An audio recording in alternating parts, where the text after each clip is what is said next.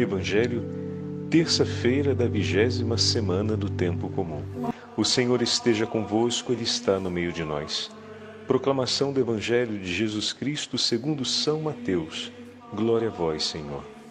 Naquele tempo, Jesus disse aos discípulos: em verdade vos digo, dificilmente um rico entrará no reino dos céus. E digo ainda, é mais fácil um camelo entrar pelo buraco de uma agulha do que um rico entrar no reino de Deus. Ouvindo isso, os discípulos ficaram muito espantados e perguntaram: então, quem poderá ser salvo? Jesus olhou para eles e disse: para os homens, isso é impossível, mas para Deus tudo é possível. Pedro tomou a palavra e disse a Jesus: vê, nós deixamos tudo e te seguimos. O que haveremos de receber? Jesus respondeu: em verdade vos digo, quando o mundo for renovado e o Filho do Homem se sentar no trono de sua glória, também vós, que me seguistes, havereis de sentar-vos em 12 tronos, para julgar as 12 tribos de Israel. E todo aquele que tiver deixado casas, irmãos, irmãs, pai, mãe, filhos, campos, por causa do meu nome, receberá 100 vezes mais e terá como herança a vida eterna. Muitos que agora são os primeiros serão os últimos, e muitos que agora são os últimos serão os primeiros. Palavra da salvação. Glória a vós, Senhor. Terça-feira da 20ª semana do Tempo Comum, em nome do Pai, do Filho e do Espírito Santo. Amém. Queridos irmãos e irmãs, a Santa Liturgia hoje nos entrega a última parte do 19º capítulo do Evangelho de São Mateus. E o texto, como acabamos de ouvir, é a continuação do Evangelho de ontem.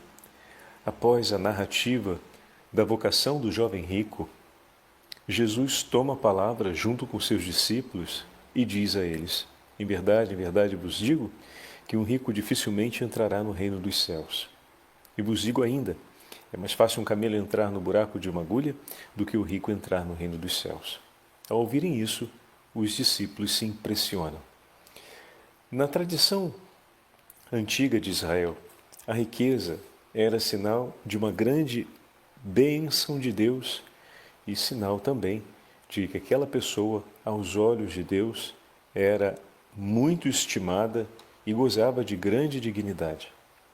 Ao falar isso, não apenas o Senhor dá um novo ensinamento, ou introduz a percepção de um novo ensinamento em relação à riqueza e em relação à pobreza, como também leva os discípulos a se questionarem sobre o valor de cada coisa na vida deles. E olha que interessante. Quando pensamos em riqueza, geralmente pensamos em coisas muito grandes. Pedro vai logo na sequência do texto falar sobre aquilo que ele tinha como riquezas para si. O texto de ontem disse que o jovem tinha muitas posses e propriedades. Então pensamos em riqueza como uma realidade muito abastada, a pessoa que tem realmente muito bem material e muitos patrimônios imobiliários ou mobiliários. Pedro tinha um barco, uma família, uma estabilidade, uma certa estabilidade social. Tinham aqueles que serviam junto com seus barcos, então não se tratava de uma pessoa de todo as margens da miséria. Mateus, se pensarmos, deixou um cargo que lhe possibilitava, por exemplo, excelentes recursos financeiros. João e seu irmão Tiago também deixaram uma sociedade com o pai e a barca, mas tudo isso ainda não é visto como, digamos assim, por nós, como uma grande riqueza, né? E não está comparável à suposta riqueza daquele jovem. É muito menos, ao que tudo indica, do que aquilo que aquele jovem provavelmente possuía. E aqui nós temos, então, um ponto-chave. Como assim, padre?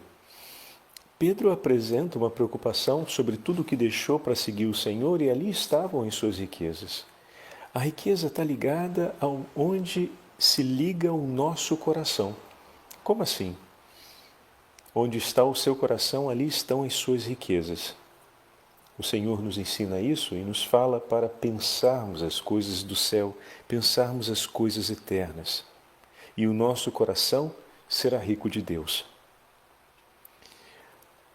O grande risco ou perigo que nós podemos ter é ver o nosso coração apegado a tudo aquilo que é desse tempo e desse momento da nossa vida, de maneira que o nosso coração não mais se importa, busca e se apega àquilo que é de Deus. Às vezes a gente tende a acreditar que a riqueza como tal, enquanto os bens que nos pertencem ou que nos foram confiados, trazem em si um mal infuso, quando na verdade não é exatamente assim. Não traz um mal infuso. Se fossem preço de sangue, poderíamos dizer que trazem consigo uma maldição, ou seja, uma memória que precisa ser colocada diante de Deus e que precisa ser devidamente purificada na justiça e na verdade. Mas o que o Senhor está nos falando objetivamente? Que as coisas desse tempo, bem como o amor que possamos vir a nutrir pelas pessoas que passam na nossa vida, podem configurar riquezas tão preciosas para o nosso coração que nós começamos a desprezar as riquezas de Deus. As riquezas de Deus são todas aquelas coisas que nos levam até Ele. Ou seja, são todos os dons que o Senhor nos concede, mas, sobretudo, aquilo que é a bênção do Senhor. Então, temos algo. Antes de tomarmos a nossa refeição, confiamos aquele dom, fruto do nosso trabalho, fruto da oferta, da caridade de um irmão pela nossa necessidade, nós o consagramos a Deus. Uma pessoa faminta sente a necessidade do alimento e pode ser muito agradecida por aquele que, em ato de amor e caridade, lhe entregou aquele alimento. E pode lançar-se sobre aquele prato de comida e comê-lo de uma forma voraz, sem pensar a outro senão a própria fome que sente. Aquele alimento foi uma riqueza num momento de penúria. Teve um valor e um significado na sua vida, mas muito limitado à sua necessidade imediata.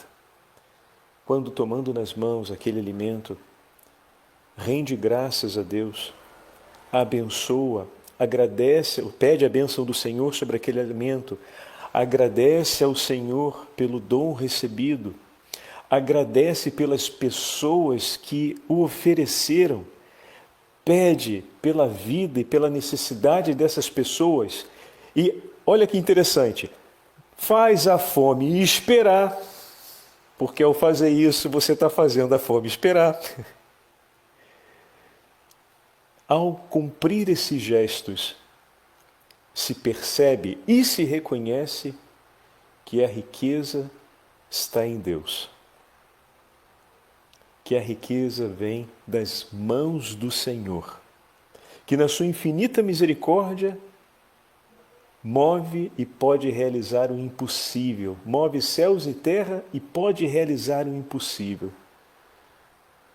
E mais do que a alegria do prato de comida, se agradece o fato de que o Senhor moveu o coração de alguém que, como irmão, em plena compaixão, dividiu dos seus dons, olhando para a minha necessidade e oferecendo por mim aquilo que era seu.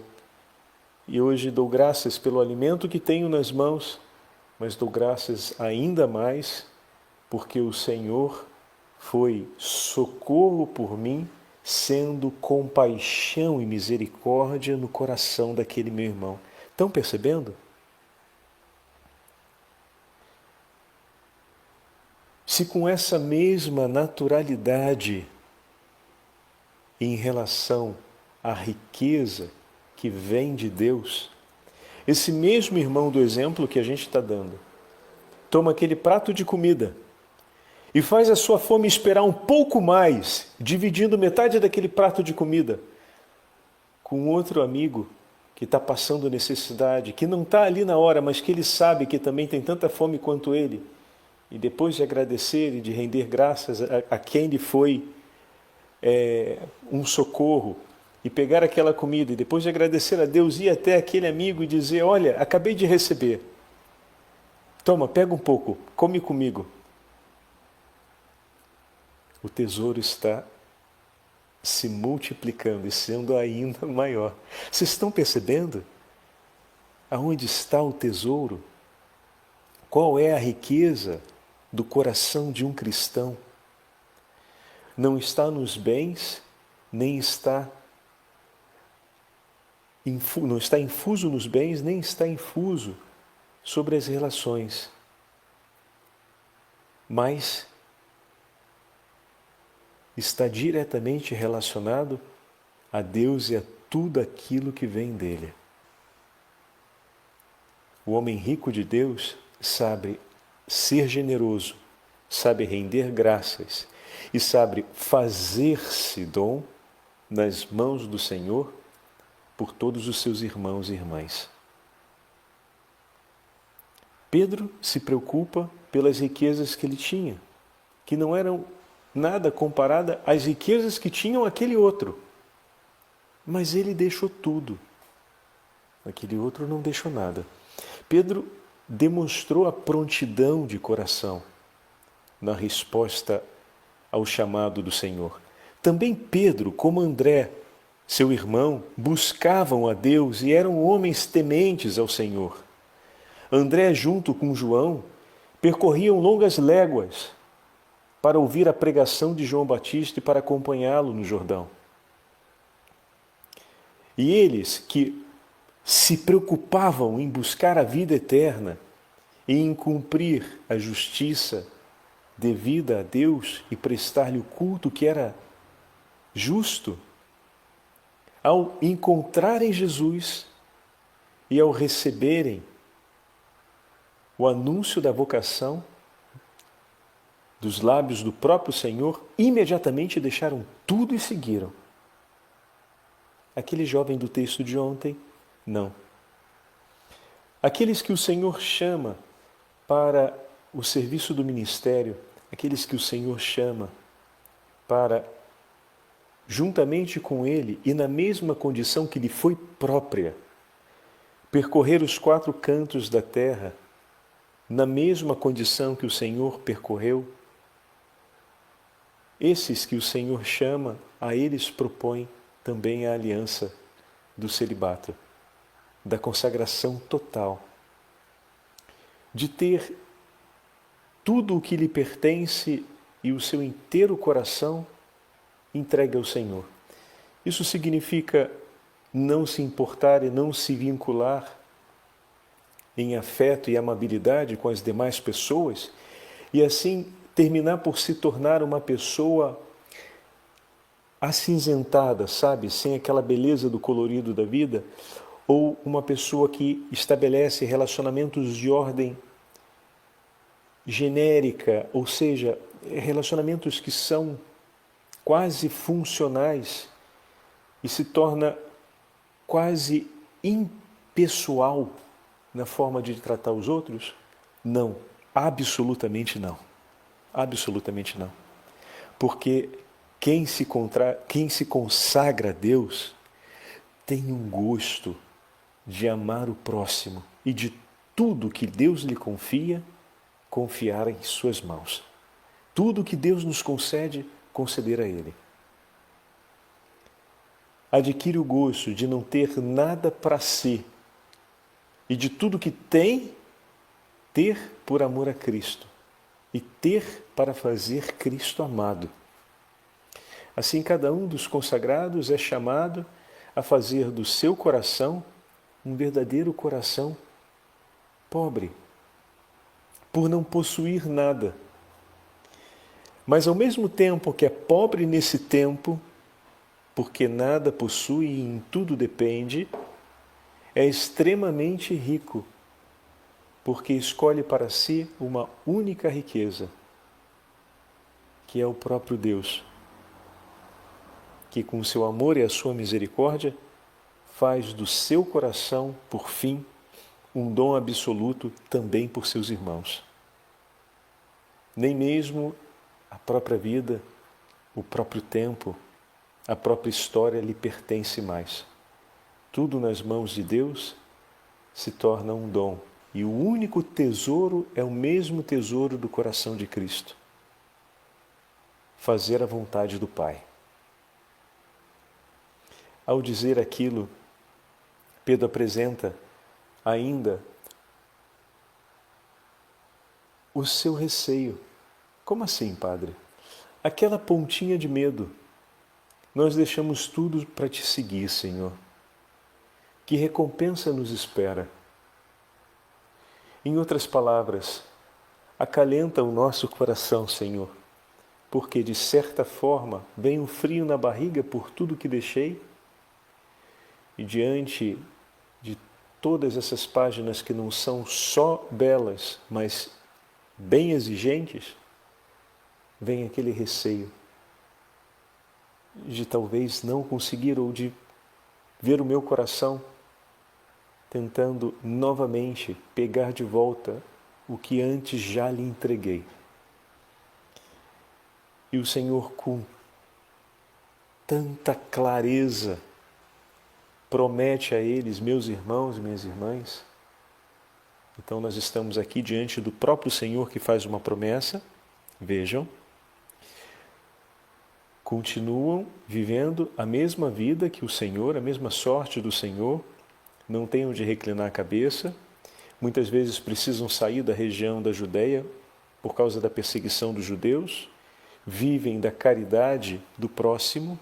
Quando a missão parece ser regada de sucessos e benefícios, o Senhor faz com que termine ali e siga em uma outra parte, dá continuidade, não permite que eles se acomodem sobre o sucesso ou a boa realização, mas os leva a permanecer sempre entregue no Senhor. Nos momentos de dúvida, de confusão, de dilema, de discussão, o Senhor os traz de volta para a verdade do Evangelho, da Boa Nova, e isso muitas vezes é desconcertante, e eles estão vivendo esse ambiente, esse momento que tem a marca de suas tensões. A pergunta de Pedro é uma pergunta muito pertinente. E nós que deixamos tudo, Senhor, para te seguir. Às vezes a gente pensa no conceito de recompensa como um simples efeito de mérito pelo ato realizado. Mas a recompensa é a tomada de participação no privilégio daquele que nos entregou a sua palavra. Eles não estão deixando por conta própria, mas deixam porque Cristo diz para eles deixarem segui-lo. Então, eles vão tomar parte nas alegrias do seu Senhor, como nas parábolas que o Senhor conta, como na parábola que ele contou a respeito do servo, que quando o Senhor volta, o chama para participar da sua alegria, a sentar na mesa com ele. E diz ainda mais, o próprio Senhor irá servi-los. Então a recompensa que o Senhor nos propõe não é uma retribuição pelo gesto cumprido, mas é a participação em algo que é muito maior do que o gesto cumprido possa merecer. Porque é participar na glória do próprio Senhor, glória para a qual nenhum gesto que eu viesse a cumprir nessa vida, por mais heróico que fosse, se aproximaria dessa glória. Não é sem razão que o Senhor diz que ao homem é impossível salvar-se, cumprir algo de sua própria iniciativa, que seja capaz de estabelecer a reconciliação com Deus. Mas para Deus, nada é impossível. E Ele nos entrega seu próprio Filho para que, ouvindo a sua voz e com humildade e obediência, seguindo os seus passos, possamos participar com Ele na glória que lhe é própria no reino dos céus. Por meio dele, nós somos salvos. Olha que maravilha! Mas, naquele momento, a pergunta de Pedro, que toca essa fragilidade da inconstância do tempo e das grandes transformações que estava vivendo, porque o Evangelho impetra exigências, seja na mudança de mentalidade, seja no abandono de si próprio, e Pedro estava vivendo aquele momento. A pergunta é oportuna, e a pergunta de São Pedro nos deu a graça de poder hoje olharmos juntos toda essa beleza que acabamos de dividir.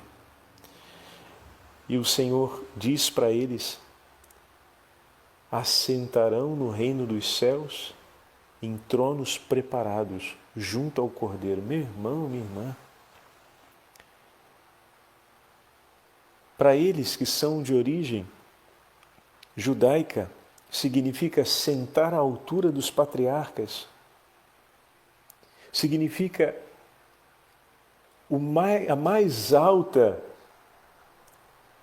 proximidade ao próprio Deus. Significa que estarão na plena comunhão com o Senhor. Eles que deixaram tudo e obedeceram. Veja, o deixar tudo é efeito da obediência. Se eu não penso no amor que me leva a obedecer, o deixar tudo vai ser um peso que, como uma bola de chumbo presa no pé, arrasta para a profundeza do mar. Está entendendo? A gente só consegue compreender o valor e o significado de uma renúncia quando afirmamos com clareza o valor e o significado da nossa escolha.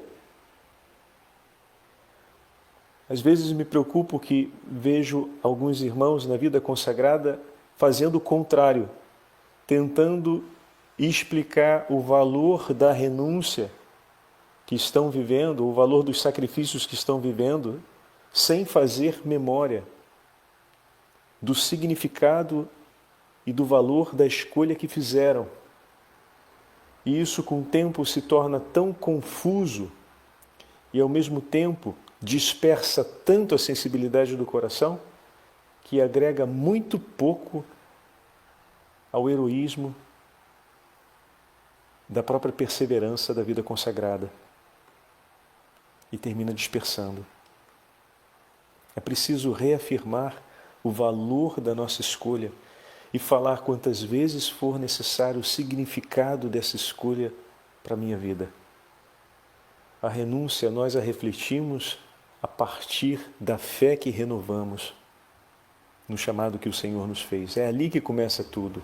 É voltar, é a partir do primeiro amor que nós olhamos para as dificuldades que a vida vai nos reservar ao longo do caminho.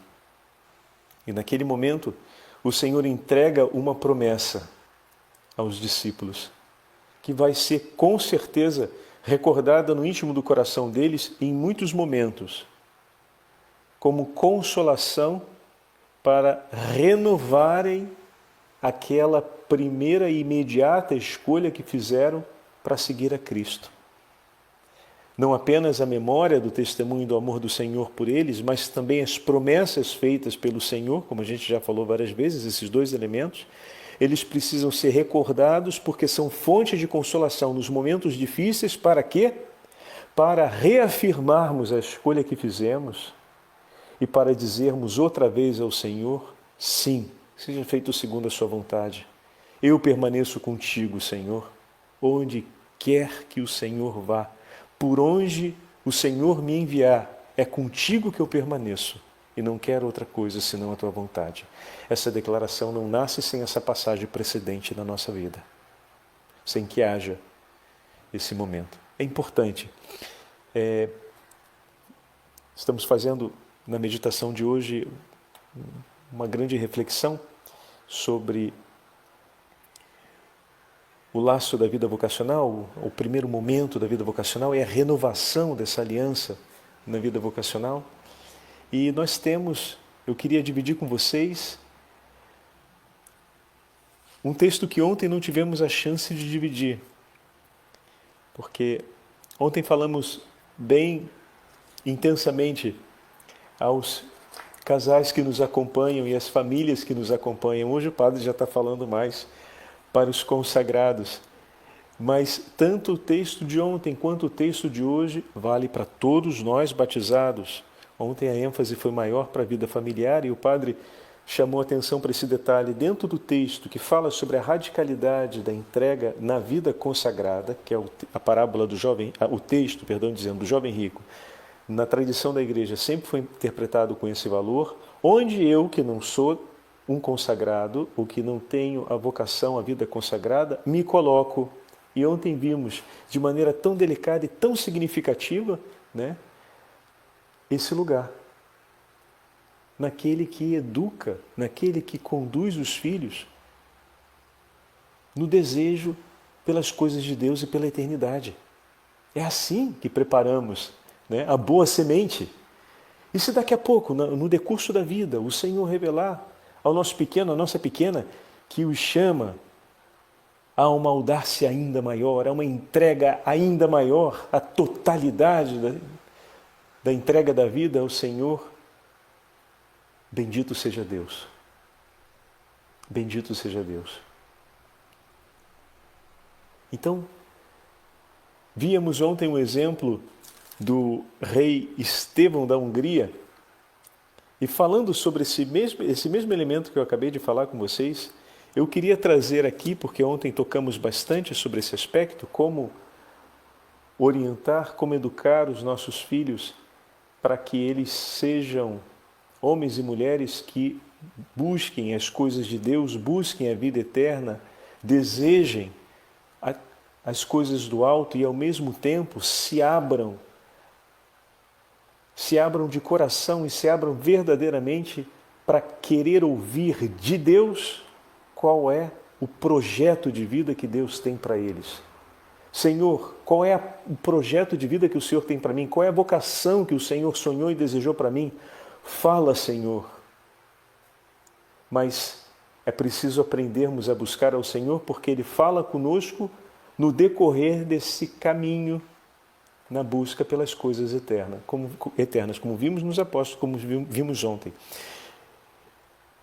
Esse texto que eu vou ler agora, na conclusão da nossa meditação de hoje, foram os conselhos escritos por Santo Estevão a seu filho, o rei da Hungria. Ele escreve a seu filho uma carta com conselhos, orientando a como ser um grande rei. Então vejam, aqui nós temos um monarca soberano, com inúmeras propriedades e posses, sendo um rei, era obviamente riquíssimo. E vamos ver como ele, sendo um pai de família, vive e ensina seus filhos a viver com todos os bens que o Senhor lhe concedeu. E nós vamos ver nesse texto agora tudo aquilo que o Padre Fábio comentou na meditação de hoje.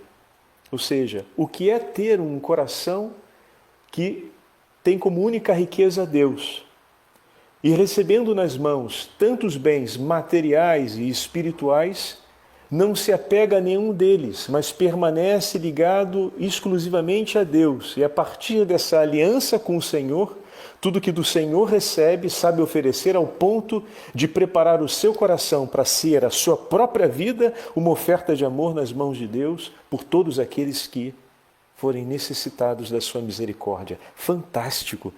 Essa é uma carta para nós termos gravada na nossa memória, ou então separada em alguma parte, para lermos uma e outra vez e dizermos: eu quero também deixar essa memória para os meus filhos.